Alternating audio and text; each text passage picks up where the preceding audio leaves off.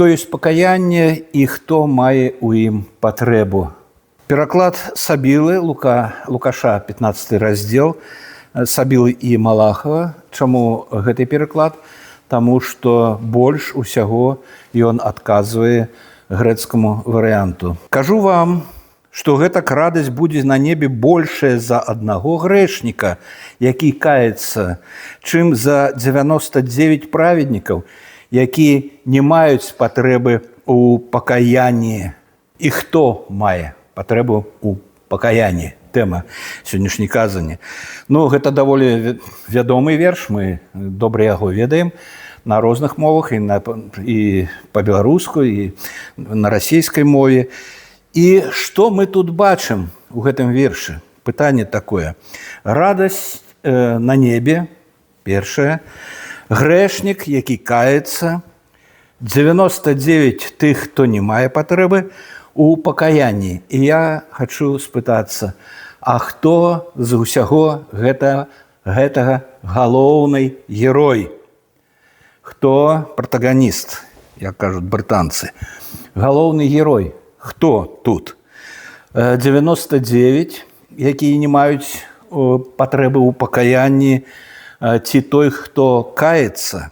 Хто галоўны герой гэтага верша?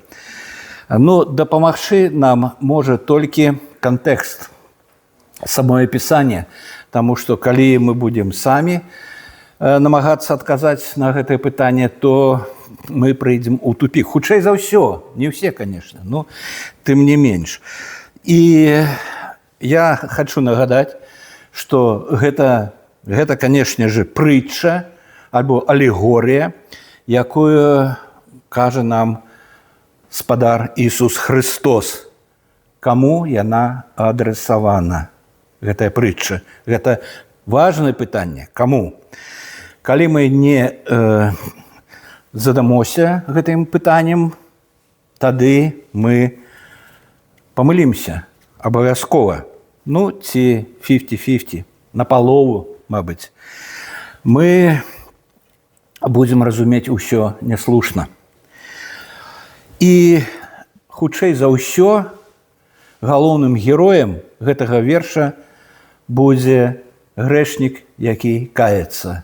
І гэты верш прыводзіць як прыклад для таго, што трэба пакаяцца. Тым, хто не пакаяўся, тым, хто не прыняў Хрыста як спадара уласнага, вось он і ёсць галоўным героем усяго гэтага.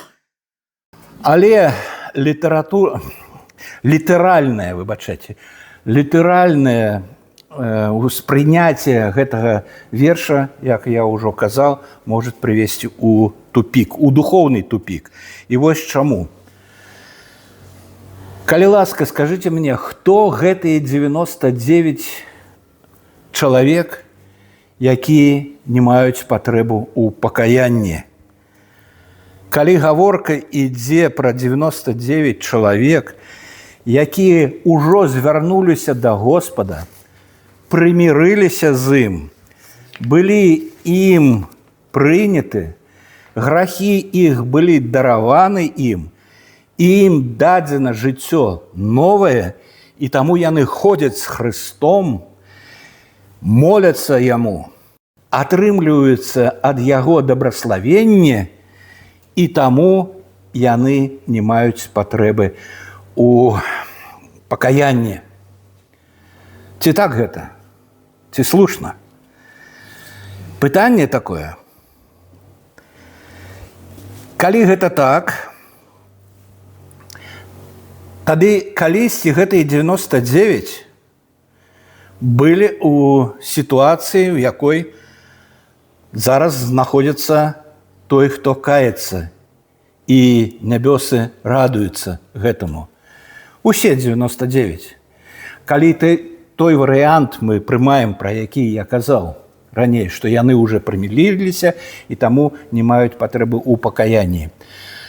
Дык вось, небеса радаваліся за кожнага з іх 99 разоў, так? 99 разоў. Ну, калі яны прымірыліся ўжо з Богам, такая ж сітуацыя, як з гэтым.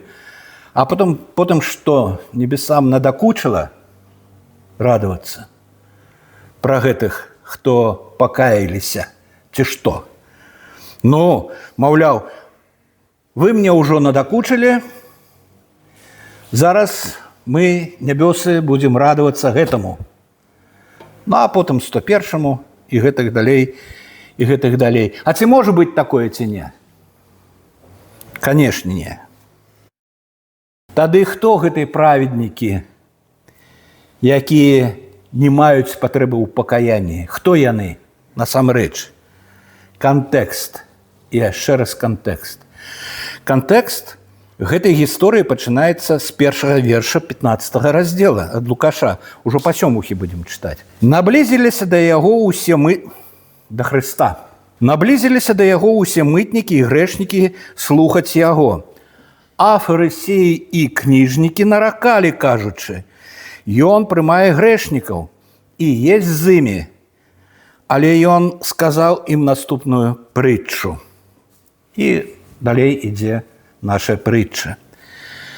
Фарысеі і кніжнікі наракалі, рапталі на Хрыста. Як ён можа есці з грэшнікамі? Як можа знаходзіцца з імі ў зносінах? Яны ж гразныя, яны грэшныя, яны такія, яны сякія, а мы чыстыя, а мы праведныя. Бачыце розніца? Ісус заўсёды выкрываў, аблічаў прытчамі. Заўсёды. І ўсе Евангелі пра гэтае. Нагадаю адну гісторыю з Лукаша, 13 раздзел. У адной сінагозе ён вучыў у суботу, Христос. Там была жанчына, якая 18 гадоў мела дух немачы. Яна была скручаная і не магла выпрастацца. Ісус, углядзеўшы яе, падышоў і сказаў ёй: «Жанчына, ты вызваляешься ад нядужы тваёй». І ўсклаў на яе рукі. І яна адразу выпрасталася і пачала славіць Бога. Пры гэтым начальнік сінагогі, абураючыся, што Ісус ацаліў у суботу, сказаў люду: «Ёсць 6 дзён, у якія можна рабіць гэтае і ты, і прыхадзі ацаляцца ў другія дні, а не ў дзень суботні». Фарысеі лічылі Хрыста бязбожнікам. А як жа? Ён ацаляў у суботу. Гэта ж неверагодна, гэта не можа быць. Гэта запісана ў 13 раздзеле. Наша гісторыя – гэта 15 раздзел. І спадар Ісус Христос, урэшце рэшт, распавядае прытчу: «Радасць будзе на небе большая з аднаго грэшніка, які каецца, чым за 99 праведнікаў, якія не меюць патрэбы ў пакаянні». Хто гэтыя 99 праведнікаў? Фарысеі, кніжнікі. У іх все добра. Няма патрэбы каяцца, зусім аніякай. Якая іронія, глыбокая іронія. Рэлігійнаму афіцыозу адчайна патрэбна пакаянне. Але яны не бачаць гэтага. Чаму? Бо вочы іх заплюшчаны, яны не бачаць. І вушы таксама не чуюць нічога. Але на іх думку, у іх усё было схоплена. Спаймалі, як кажуць у народзе, Бога за бараду. Усё добра. Канешне, ні адзін сапраўдны вернік ніколі не сказаў бы: «Мне не патрэбна пакаянне». Пасля таго пакаянне калі звярнуўся да Хрыста і атрымаў выратаванне. Але пакаянне патрэбна не толькі на першым этапе, але і на ўсім жыцці хрысціянскім. Усечасна патрэбна. Заўсёды, кожны дзень. У пакаянні няма патрэбы толькі ў адным выпадку, калі вы не верыце ў Бога. Чаму? А таму, што няма перад кім каяцца. Каяцца нікому, бо Бога няма. Канешне ж, бываюць выпадкі, калі вера быццам бы ёсць. Быццам бы ёсць, падкрэслю, а патрэбы ў пакаянні няма. І адбываецца, што гэты быццам бы вернік проста не ведае, кім ёсць Бог і кім ёсць чалавек. Наколькі Бог святы, чысты, бездакорны, і наколькі чалавек паграз у гразі. Падобны чалавек не разумее, у якую пачвару ператварыўся чалавек пасля грэхападзення. Не разумее, не бача. Мы занепалы род, і нам патрэбна новае жыццё. Нам патрэбны новыя думкі, новае сэрца. У канцы канцоў. Добра.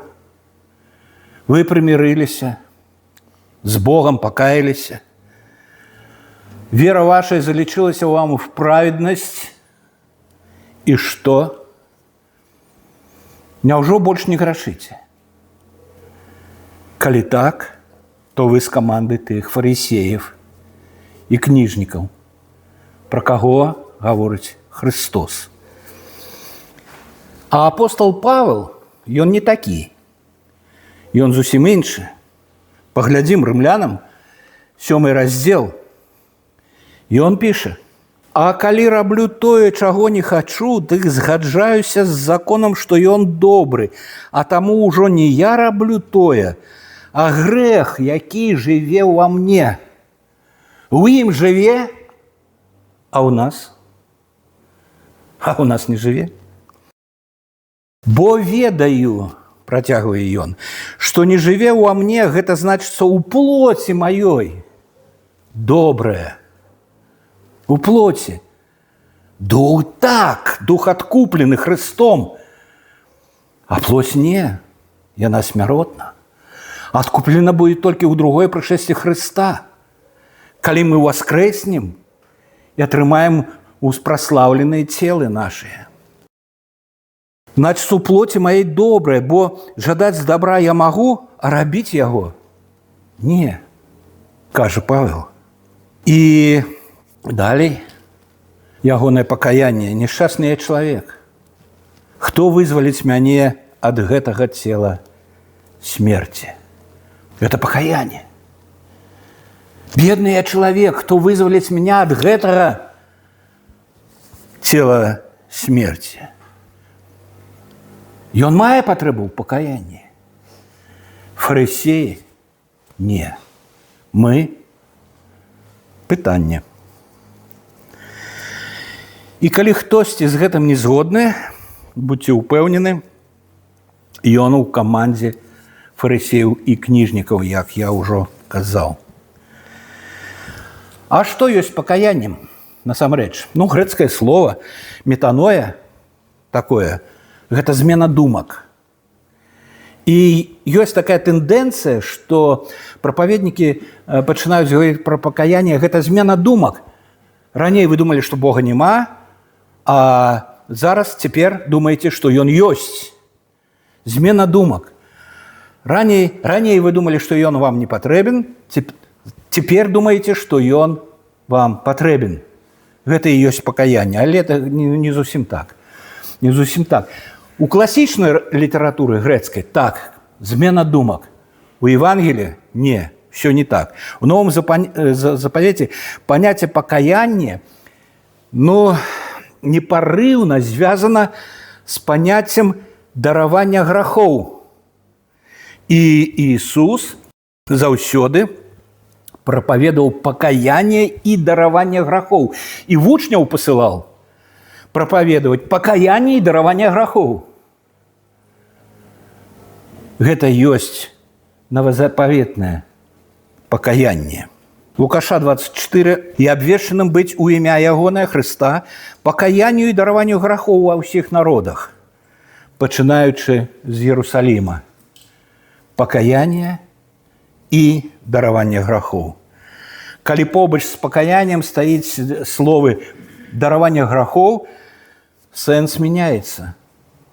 И это уже не прыклад с классичной грецкой литературы. Это с Нового Заповету.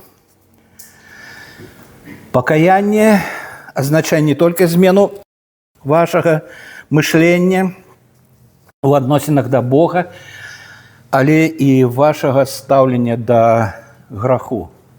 Это вельми важно. Тому покаяние нам потребно заўсёды.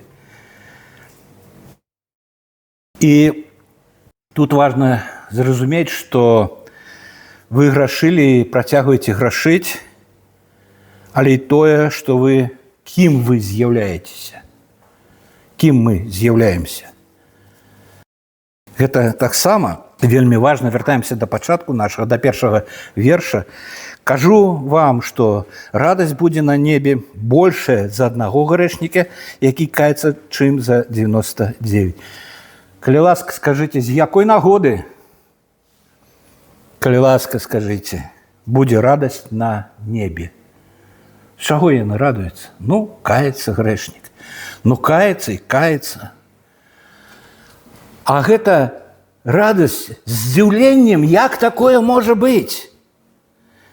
Гэта цуд, гэта неверагодна.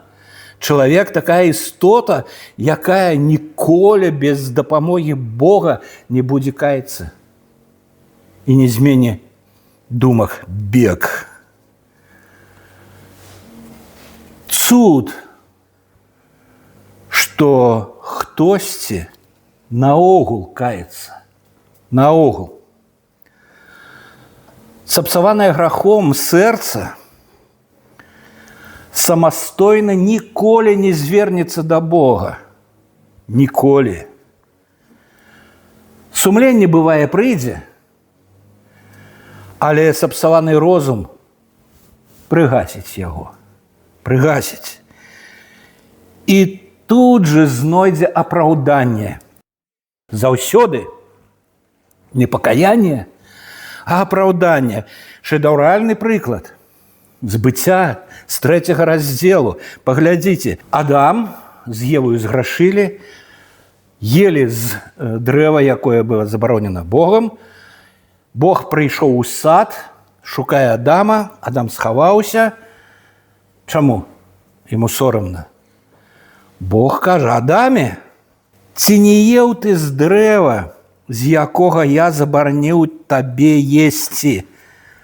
Адам сказаў: жонка, жонка, якую ты даў мне, яна дала мне, і я еў. Хто вінаваты? А дзе пакаянне? Замест таго, чтобы сказаць: Господи, калі ласка, прости, даруй мне грэх гэтай. Не, жонка такая вот. А хто мне ее даў? Вот ты б не даў бы мне яе, і нічого б не адбылося. Сапсаванае грахом сэрца адразу ж знаходзіць апраўданне. Да, но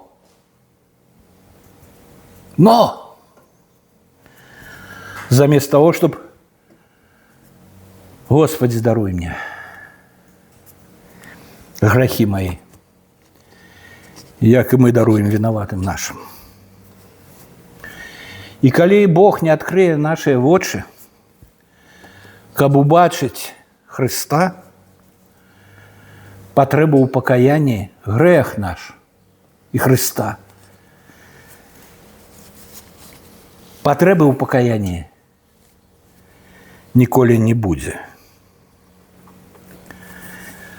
Менавіта Бог паказвае нам, хто мы ёсць на самой справе і што Бог зрабіў для нас на Галгофе, на крыжы, для адкуплення нашых грахоў. Чаму Ісус ёсць адкупитель і збаўца? Таму што Ён сваім жыццём і подзвігам адкупіў тых, хто ўверуюць у Яго, і збавіў іх ад грахоў іхніх. Збавіў ад пакарання. Таму ён збаўца. Не таму, што яблыкі на спас можна пачынаць есці, а потому, што ён спасае грэшнікаў, ратуе грэшнікаў ад грахоў іхніх. Чаму вернікі на суд не прыходзяць? Пугаюць. Ёсць цэрквы, дзе пугаюць заўсёды, палохаюць. На судзе адкажаш? Не адкажаш. Паглядзіце, Яна. Христос кажа: «Праўду, праўду кажу вам, хто слухае слова маё і верыць у таго, хто паслаў мяне, мае жыццё вечнае і на суд не прыходзіць, а перайшоў ад смерці ў жыццё». Чаму не прыходзіць? Таму што 2000 год таму на суд замест меня прыйшоў збаўца.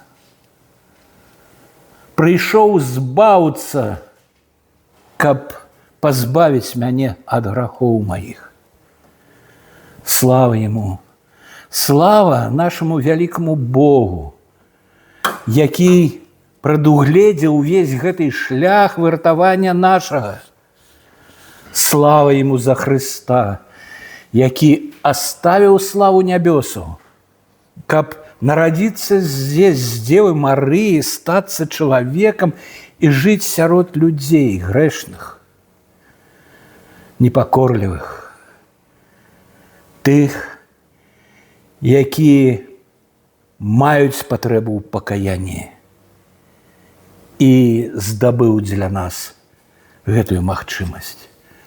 Слава вялікаму Богу, Айцу, Сыну, Святому Духу. Амен.